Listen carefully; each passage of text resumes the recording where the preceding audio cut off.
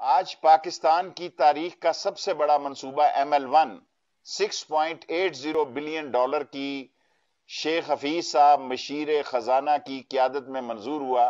13 साल पहले मैंने ये चीन के साथ मुआहदा किया था, लेकिन 13 साल तक इसको खटाई में रखा और ये क्रेडिट इमरान खान की हुकूमत को जाता है कि जो रेलवे के हादसात होते थे और 1861 का ट्रैक था। कौम जरा सोचे कि 1861 में जो ट्रैक बना था उसे किसी ने हाथ नहीं लगाया। आज इमरान खान की हुकूमत उसको हाथ लगाने जा रही है। तमाम रेलवे क्रॉसिंग खत्म हो जाएंगे, इसी साल काम शुरू होगा। ओवर ब्रिज बनेंगे, अंडर ब्रिज बनेंगे, 1.5 लाख लोगों को रोजगार मिलेगा। 160 की स्पीड होगी।